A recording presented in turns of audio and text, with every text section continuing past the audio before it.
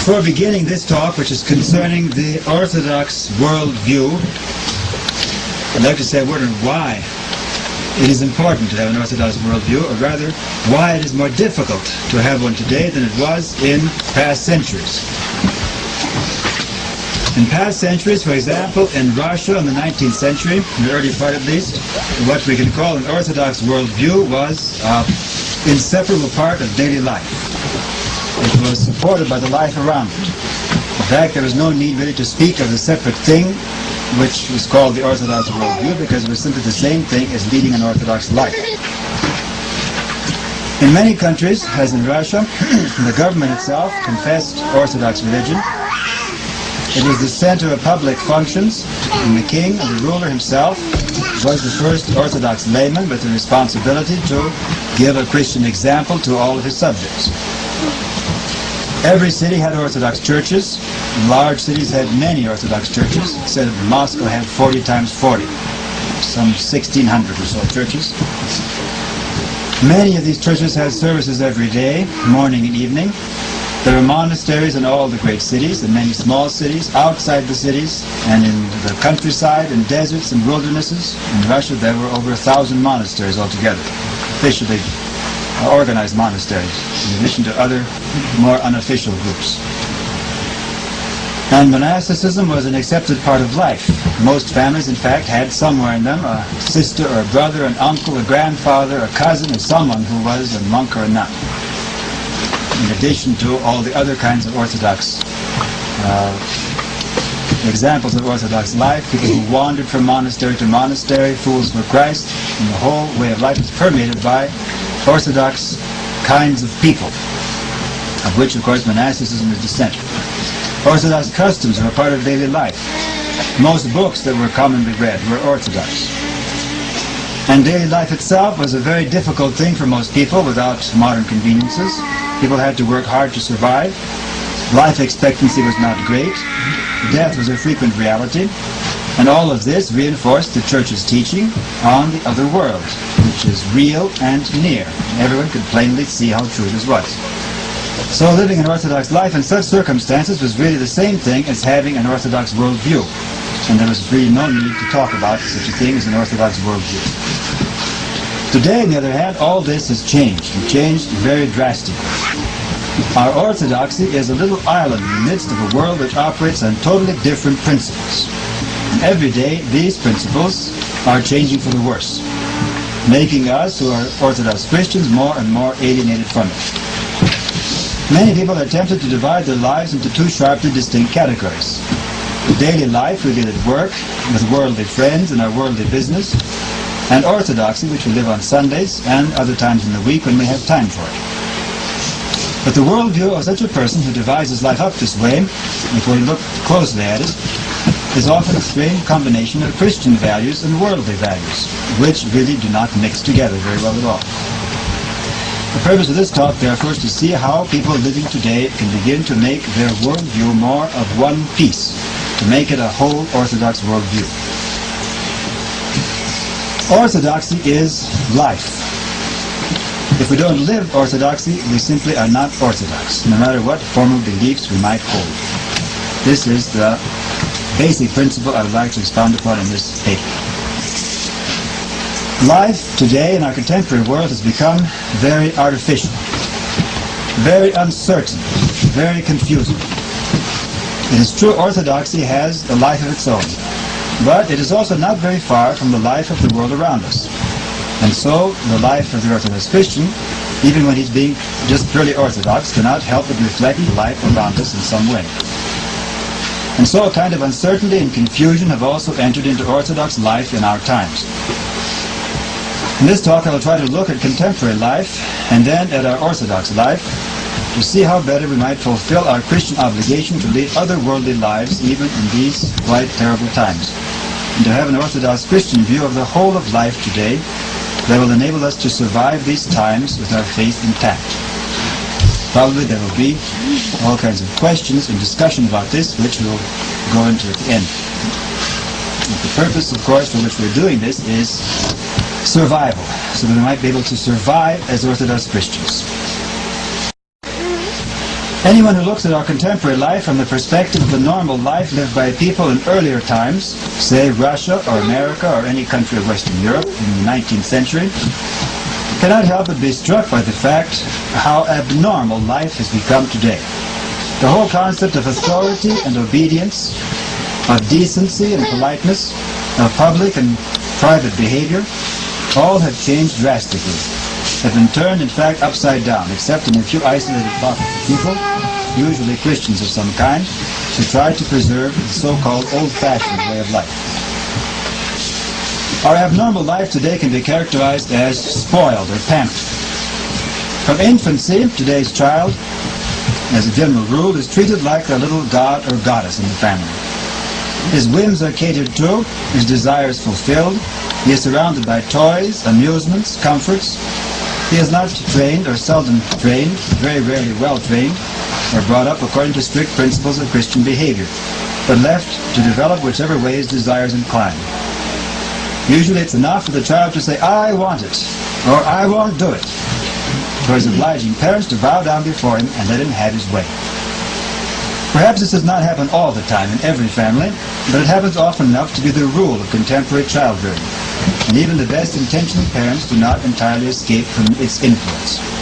Even if they try to raise a child strictly, the neighbors are doing something else, and they have to take that into consideration in disciplining the child.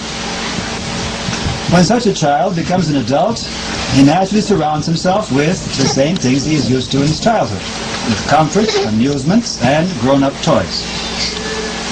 Life becomes a constant search for fun, which, by the way, is a word which is totally unheard of in any other vocabulary. In 19th century Russia, you wouldn't have understood what this word means, or any civilized, serious civilization. Life is a constant search for fun, which is so empty of any serious meaning that a visitor from any 19th century country, looking at our popular television programs, amusement parks, advertisements, movies, music, and almost any aspect of our popular culture, would think he has stumbled across a land of imbeciles who have lost all contact with normal reality. We don't often take that into consideration because we are living in this society and we take it for granted. But really, some outsider comes in, and often a person just from a country of Eastern Europe comes in, where they have a very tough life, and he sees how strange this way of life is that we think is normal. Some recent observers of our contemporary life have called the young people of today the me generation. In our times, the age of narcissism, self-worship, characterized by a worship of and fascination with oneself that prevents a normal human life from developing. Others have spoken of the plastic universe or fantasy world in which so many people live today, unable to face or come to terms with the reality of the world around them or the problems within themselves. When the me generation turns to religion, which has been happening very frequently in the past several decades, it is usually to a plastic or fantasy form of religion. The religion of self-development, where the self remains the object of worship, of brainwashing and mind control, of deified gurus and swamis, of a pursuit of UFOs and extraterrestrial beings, of abnormal states and feelings. There's no need to go into all these right here. These manifestations are probably familiar to all of you in some form or other.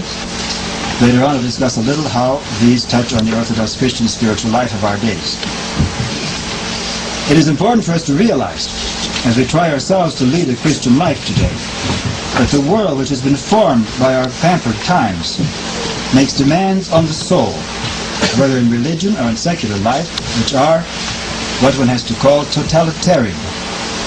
This is easy enough to see in the mind-bending cults that have received so much publicity in recent years, which demand total allegiance to a self-made holy man. But it is just as evident in secular life, where one is confronted not just by an individual temptation here or there, but by a constant state of temptation that attacks one, whether in the background music heard everywhere in markets and businesses, in the public signs and billboards on city streets, in the rock music which is brought everywhere by its devotees, even to forest campgrounds and trails, and in the home itself, where television often becomes the secret ruler of the household, dictating modern values, opinions, and tastes. And if you have young children, you know how true this is when you see something on television, how difficult it is to fight against this new opinion which has been given as an authority by the television. The message of this universal temptation, which occurs in all these various forms, which attacks men today, and quite openly in the secular forms, but usually more hidden when it becomes religious, is something like the following motto. Live for the present. Enjoy yourself. Relax. Be comfortable. In fact, these very phrases become part of our everyday talk. It's quite distinct from earlier times. Behind this message is another, more sinister undertone, which is openly expressed only in the officially atheist countries, which are one step ahead of the free world in this respect. In fact, we should realize that what is happening in the world today is very similar, whether it occurs behind the Iron Curtain or in the free world. There are different varieties of it, but a very similar attack is being made to get our soul. In the communist countries, which have an official doctrine of atheism, they tell quite openly that you are to forget about God, forget about any other life but the present one, remove from your life the fear of God and reverence for holy things, regard those who still believe in God in the old-fashioned way as enemies who must be exterminated. One might take, as a symbol of our carefree, fun-loving, self-worshipping times, our American Disneyland. But if so, we should not neglect to see behind it the more sinister symbol that shows where the me generation is really headed. This symbol is what is well known in the eastern countries under communism, the Soviet Gulag, a chain of concentration camps that still governs the life of nearly half the world population. What does all this have to do with us who are trying to lead as best we can a sober Orthodox Christian life? It has a lot to do with it. We have to realize that the life around us, abnormal though it is the place where we begin our own Christian life.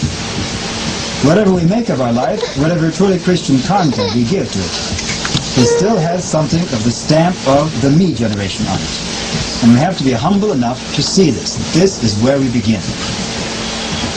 There are two false approaches to the life around us that many often make today, thinking that somehow this is what Orthodox Christians should be doing. One approach, the most common one, is simply to go along with the times.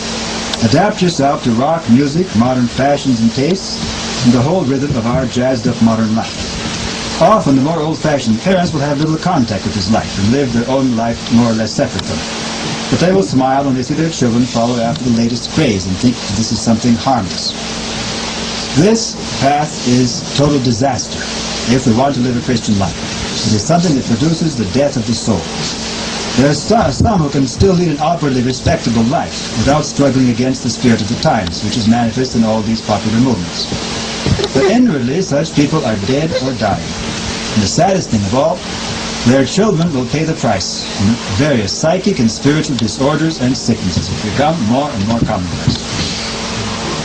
There are a few examples I might give. One of the leading members of the suicide cult that ended so spectacularly 4 years ago in Jonestown was the young daughter of a Greek Orthodox priest. Satanic rock groups like KISS, Kids in Satan's Service, are made up of ex-Russian Orthodox young people. The largest part of the membership of the Temple of Satan in San Francisco, according to a recent sociological survey, is made up of Orthodox boys. These are only a few striking cases. Most Orthodox young people don't go so far astray. They just blend in with the anti-Christian world around them and cease to be examples of any kind of Christianity to those who look at them. This, of course, is wrong if we take Christianity seriously. The Christian must be different from the world, above all from today's weird, abnormal world.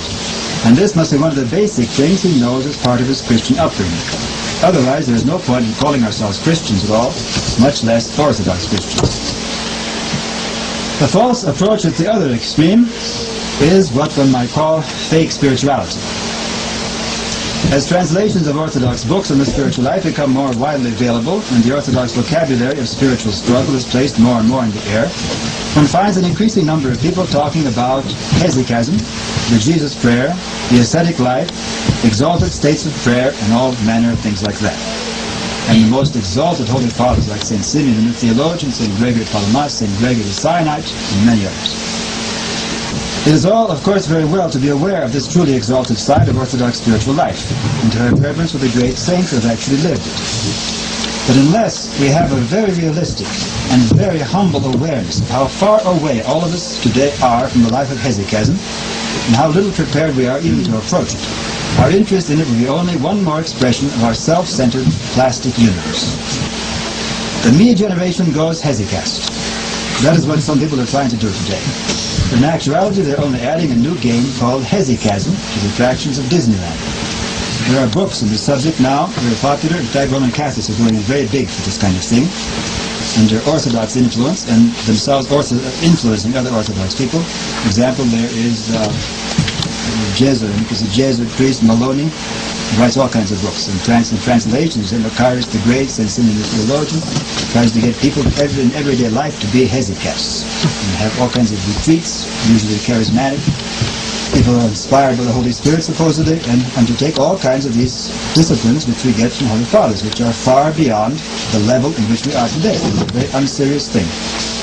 There's also a lady, in fact she was born in Russia, became a Catholic, who writes books called Pustinia, about the desert life today. Malchanya, the silent life, and all these things which he tries to sort of put into life like you'd have some fashion for some kind of new candy. And this, of course, is very unserious, and it's a very tragic sign of our times. These kind of exalted things are being used by people who have no idea what they're all about. For some people it's only a habit or a pastime. For other people who take it seriously, it can be a great tragedy. And they think they're leading some kind of exalted life, and really they haven't even come to terms with their own problems inside them. Let me then re-emphasize that both these extremes are to be avoided, both worldliness and super-spirituality. But this does not mean that we should not have a realistic awareness of the legitimate demands which the world makes upon us, or that we should cease respecting and taking sound instruction from the great hesychast fathers and using the Jesus prayer ourselves according to our circumstances and capacity. It just has to be on our level, down to earth.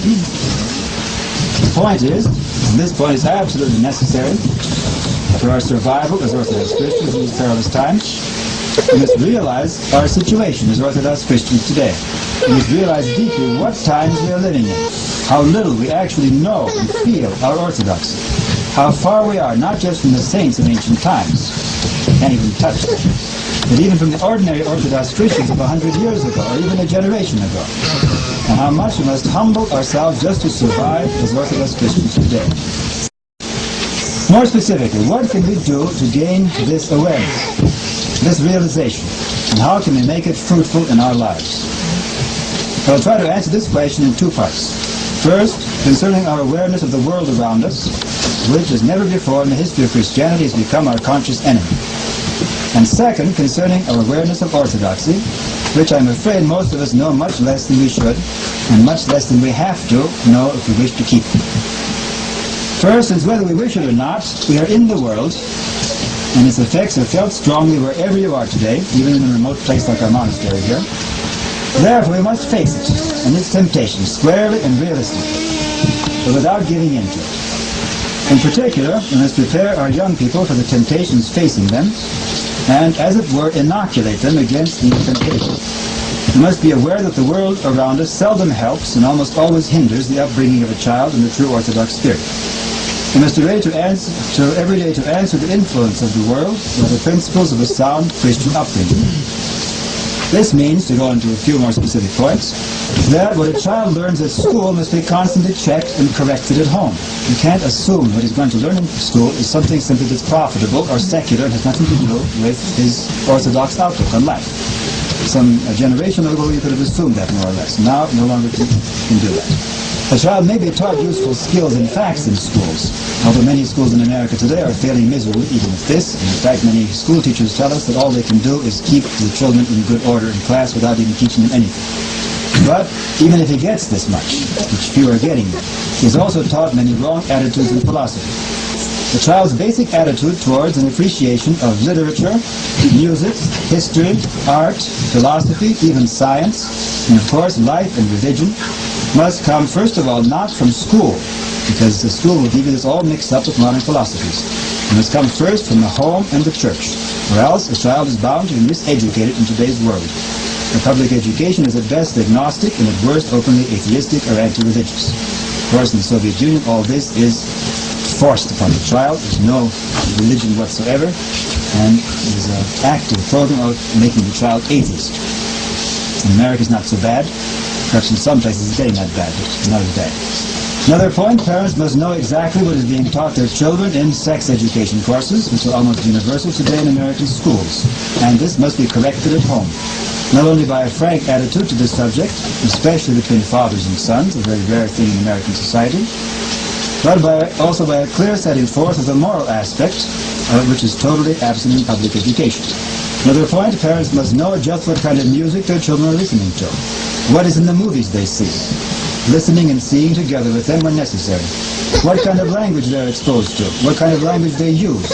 And various other points of common everyday life, and it must be a Christian answer, a Christian attitude given to all of us. Television, in households where there is not enough courage to throw it out the window, must be strictly controlled and supervised to avoid the poisonous effects of this machine which has become the leading educator of anti-Christian attitudes and ideas in the home itself, especially to the young. I speak about the raising of children because this is where the world first strikes its blows at Orthodox Christians and forms them in its image. Once wrong attitudes have been formed in a child, the task of giving him a Christian education becomes doubly difficult. But it is not only children, it is all of us who are facing the world which is trying to form us in anti-Christianity by means of schools, television, movies, popular music, and all the other influences that pound in upon us, most of all in the big cities. And we have to be aware that what is being pounded in upon us it's all of one piece. It has a certain rhythm, a certain message to give us, this message of self-worship, of relaxing, of letting go, of enjoying yourself, of giving up any thought of in various forms, whether in music or in movies, television, what's being taught in schools, the way subjects are emphasized, the way the background is given, and everything else. There's one particular thing that is being given to us. It's actually an education in unbelief. In the Soviet Union, it's an education in atheism. We have to fight back by knowing just what the world is trying to do to us and by formulating and communicating our Orthodox Christian response to it. Frankly, from observing the way Orthodox families in today's world live and pass on their orthodoxy, it would seem that this battle is more often lost than won. The percentage of Orthodox Christians who retain their Orthodox identity intact and are not changed into the image of today's world is rather small. I don't mean just people who continue to go to church on Sundays, because many people going to church on Sundays are not very aware of what their religion is all about.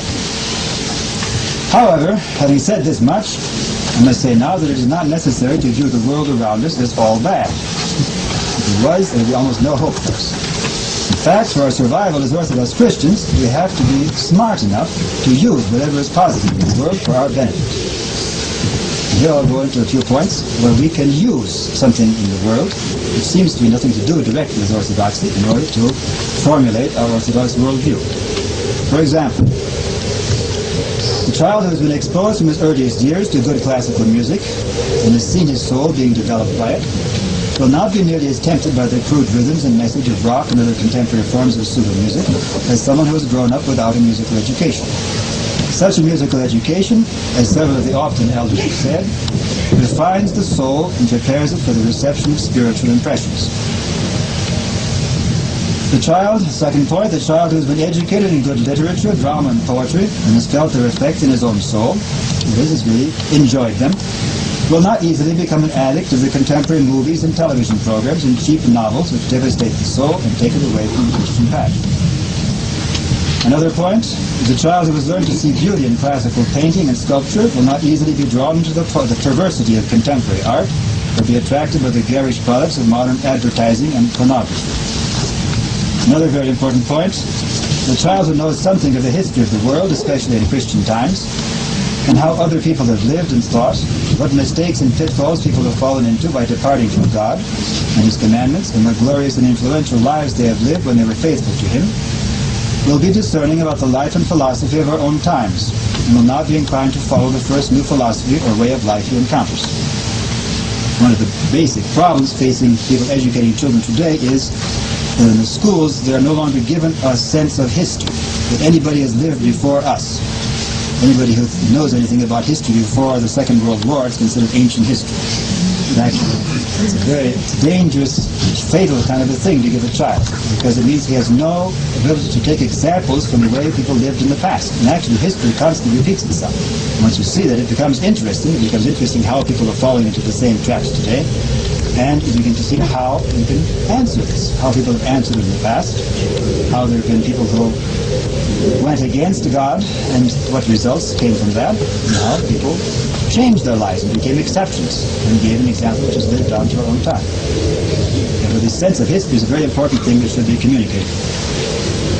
In general, the person who is well acquainted with the best products of secular culture, which in the West almost always have definite religious and Christian overtones, has a much better chance of leading a normal, fruitful, orthodox life than someone who knows only the popular culture of today. One who is converted to orthodoxy straight from rock culture, anyone who thinks he can combine orthodoxy with that kind of culture, has much suffering to go through and a difficult road in life before he can become a truly serious Orthodox Christian, who is capable of handing on his faith to others. Without this suffering, without this awareness, Orthodox parents will raise children who will be devoured by the contemporary world around us. The world's best culture, properly received, refines and develops the soul. Today's popular culture cripples and deforms the soul and hinders it from having a full and normal response to the message of orthodoxy.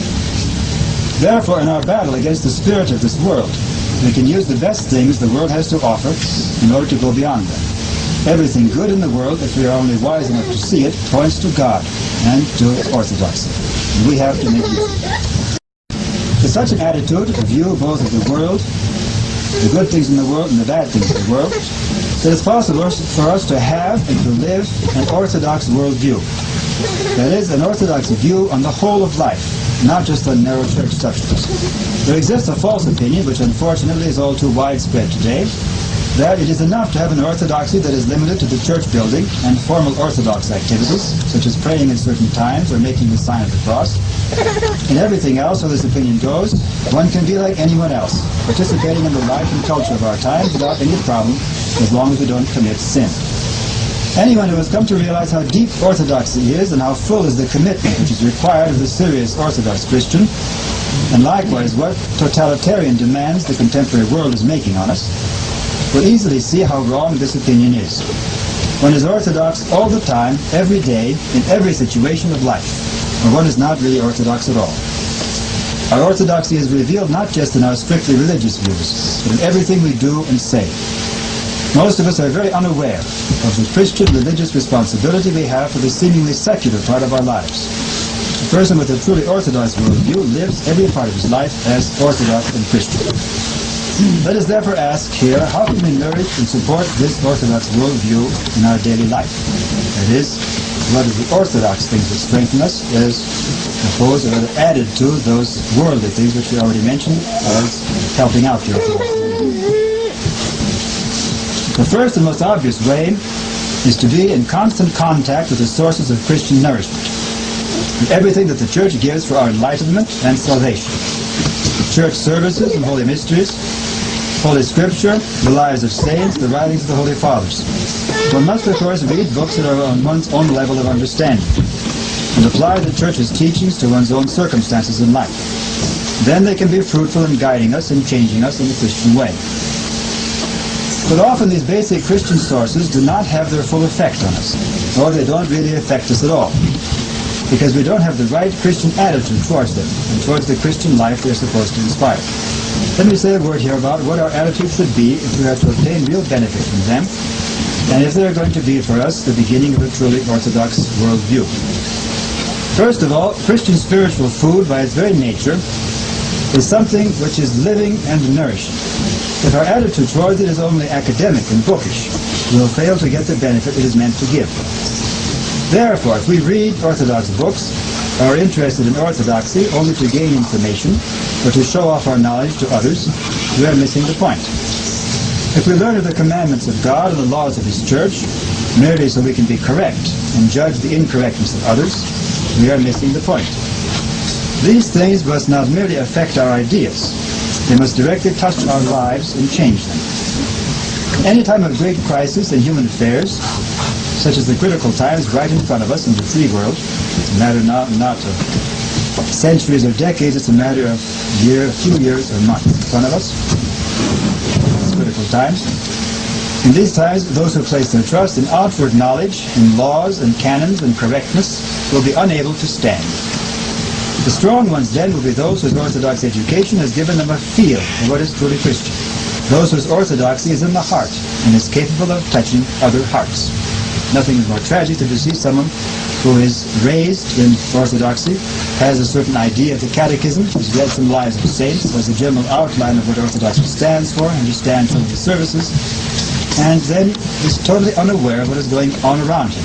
And he has children and gives to his children this life in two categories. One is the way most people live, and the other way is the way Orthodox live on Sundays and when they're reading Orthodox texts. And the child is raised like that is most likely not going to take the Orthodoxy. It's going to be a very small part of his life because the contemporary life is too attractive. And too many people are going for it. It's too much a part of reality today.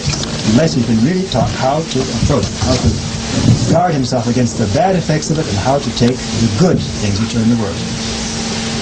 Therefore, second point, our attitude beginning right now must be down to earth and normal. We say this in a time when everything has become very abnormal and weird.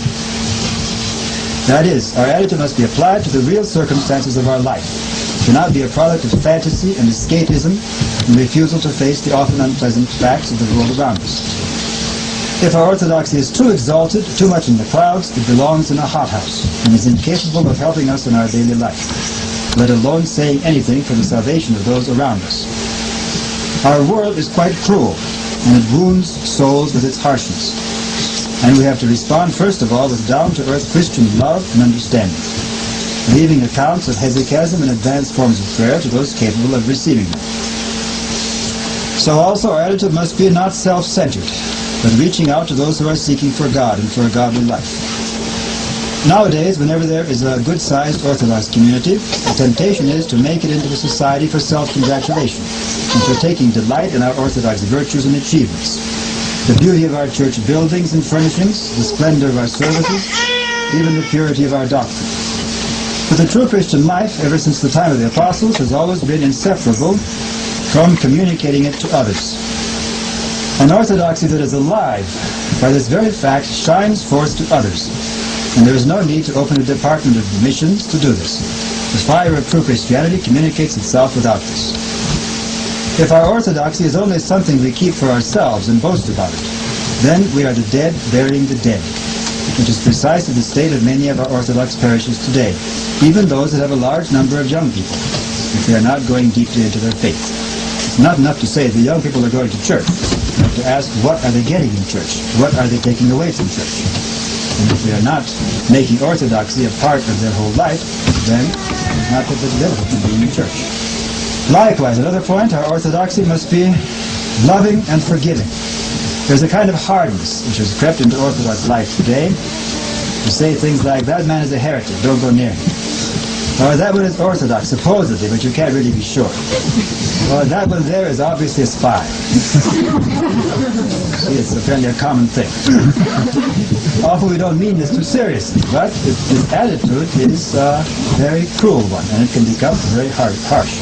No one will deny that the church is surrounded by enemies today, or that there are some who stoop to taking advantage of our trust and confidence. But this is the way it has been since the time of the Apostles, and the Christian life has always been something of a risk in this practical way. But even if we are sometimes taken advantage of, in fact, new Christians in places like Ghana and Africa, where they really take their Christianity seriously, and they read the gospel, they begin to act according to the gospel. They give themselves up. When someone kicks them on the cheek, they turn the other cheek. They give away things without expecting anything in return. And the pagans who live in places like Ghana and Nigeria, they delight in this because they say, aha, there's a Christian we can take advantage of. Go take something, you won't expect it back. And the Christians, of course, they do it in good faith. And they get the reward for that, even though they're taken advantage of. Of course, we have to show some caution, so we aren't simply done in completely. But still, we cannot give up our basic attitude of love and trust, because without that, we lose one of the very foundations of our Christian life. The world, which has no Christ, is more true than ever before today that the world has no Christ, even when it sometimes talks about it on television, has to be mistrustful and cold. But Christians, on the contrary, have to be loving and open, or else we will lose the salt of Christ within us and become just like the world, good for nothing but to be cast out and trodden underfoot. A little humility in looking at ourselves would help us to be more generous and forgiving of the faults of others. We love often to judge others for the strangeness of their behavior. Often we call them cuckoos, or, a particular phrase used nowadays, crazy converts. It is of course true that we should beware of really unbalanced people who can do great harm in the church. But one should ask the question, what serious Orthodox Christian today is not a little crazy? We don't fit in with the ways of the world. If we do, in today's world, which has become so weird, we aren't serious Christians. A true Christian today cannot be at home in the world. He cannot help but feel himself and be regarded by others as a little crazy. Finally, our Christian attitude must be what? For want of a better word, I would call something which is very unfashionable today, innocent. Today, the world places a high value on sophistication, on being worldly wise, on being a professional. Orthodoxy places no value on these qualities. They kill the Christian soul. And yet these qualities constantly creep into the church and into our lives. How often one hears enthusiastic converts especially express their desire of going to the great Orthodox centers, the cathedrals and monasteries where sometimes thousands of the faithful come together. Everywhere the talk is of church matters, and one can feel how important Orthodoxy is after all. That is, Orthodoxy is a small drop in the bucket when you look at the whole of society, but in these great cathedrals and monasteries there are so many people that it seems as though it's a really important thing. It makes us feel important. And how often one sees these same people in a pitiful state after they have indulged their desires, returning from these great Orthodox centers, sour and dissatisfied, filled with worldly church gossip and criticism, anxious above all to be correct and proper and worldly wise about church politics. In a word, they have lost their innocence, their unworldliness, being led astray by their fascination with the worldly side of the church's life. In various forms, this is a temptation to everyone today in the church. And we must fight it by not allowing ourselves to overvalue the externals of the church, but always returning to the one thing needed, Christ and the salvation of our souls from this wicked generation. We do not need to be ignorant of what goes on in the world and in the church. In fact, for our own self-defense, we have to know something of this. But our knowledge must be practical and simple and single-minded, not sophisticated and not worldly. It is obvious for any Orthodox Christian with some awareness of what Orthodoxy is, some awareness of what the world looks like today, who looks at the world from the point of view of Orthodoxy, the Orthodox Worldview, it's obvious that our world is coming to its end. The signs of the times are so obvious that one might say that the world is coming crashing to its end. What are some of these signs? First of all, the abnormality of the world. Never have such weird and unnatural manifestations and behavior been accepted as a matter of course as in our days. Just look at the world around you, what's in the newspapers, what kind of movies are being shown, what's on the television, what it is that people think interesting and amusing, that they laugh at. It's absolutely weird. And there are people who deliberately promote this, of course, for their own benefit, for their own money, and also because that's the fashion, because there's a kind of perverse craving for this kind of thing. Another thing, the wars, rumors of wars, each more cold and merciless than the one preceding it, and all overshadowed by the threat of the unthinkable universal nuclear war, which can be set off with a touch of a button, which has become very much in the news, in the air, in the last year or two. People become aware that indeed this is a very real possibility. Again, the widespread natural disasters, earthquakes, and now volcanoes, the newest one forming not far from here near Yosemite Park in Central California, which are already changing the world's weather patterns. Again, the increasing centralization of information on and power over the individual, represented in particular by the enormous new computer in Luxembourg, which has the capacity to keep a file of information on every man living. Another point, the multiplication of false Christs and false antichrists. The latest candidate just this summer spent probably millions of dollars advertising his impending appearance on world television, promising to give, at that time, a telepathic message to all the world's inhabitants. Quite apart from any occult powers which might be involved in such events, we already know well enough the opportunities for presenting subliminal messages by radio and especially by television, as well as the fact that this can be done by anyone with the technology for breaking into normal radio and television signals, no matter how many laws there might be against it.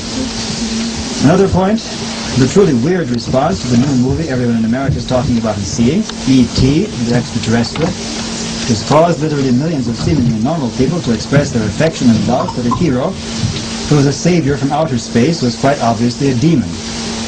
And all this is an obvious preparation for the worship of the coming Antichrist. Incidentally, the movie editor, there's a review in the New Orthodox America of this film, which I think we should all read. There was also a review of this film in the recent newspaper of the Greek Archdiocese.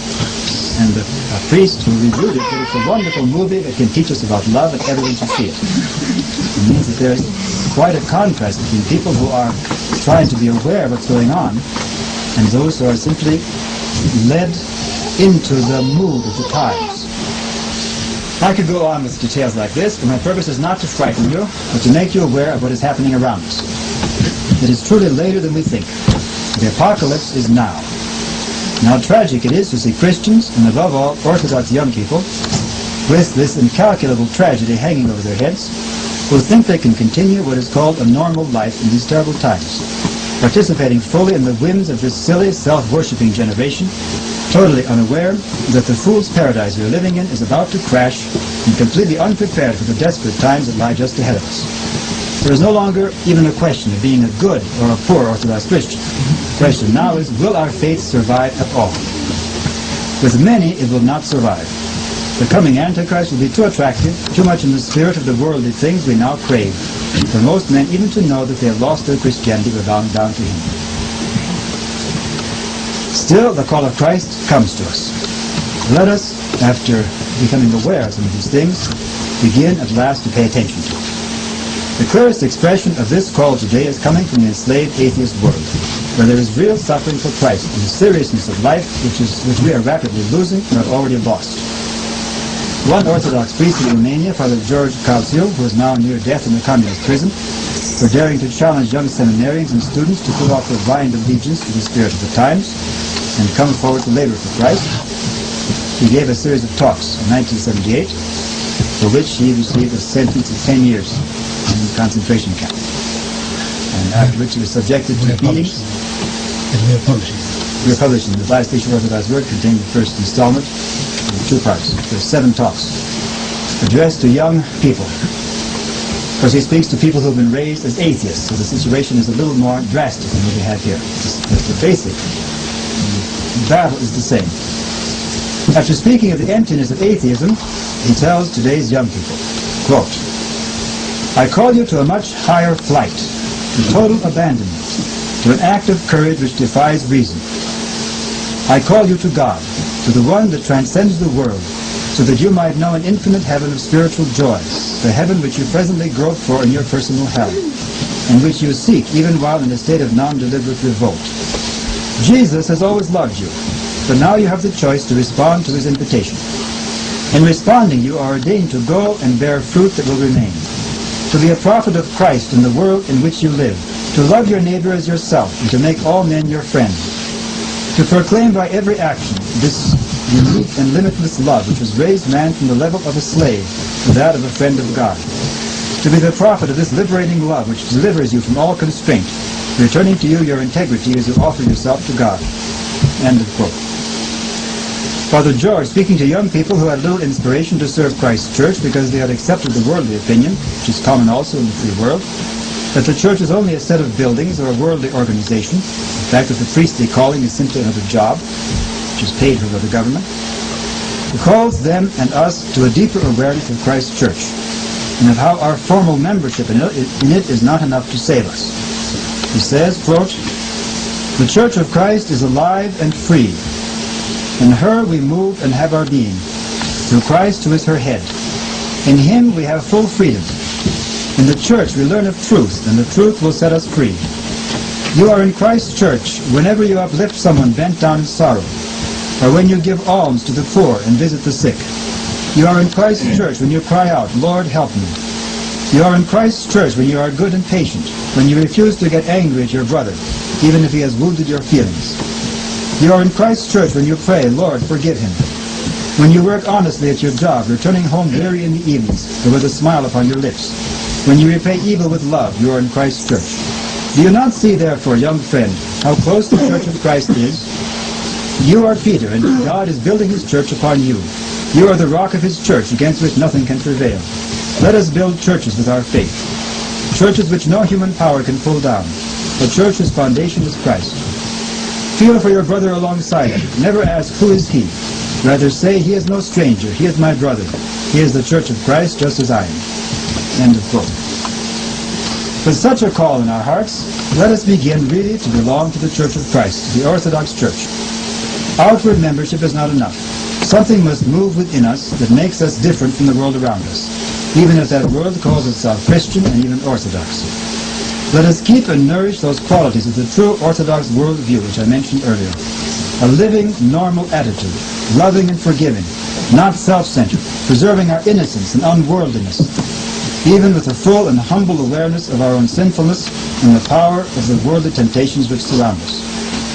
If we truly live this Orthodox worldview, our faith will survive the shocks ahead of us and be a source of inspiration and salvation for those who will still be seeking Christ, even amidst the shipwreck of humanity which has already begun today.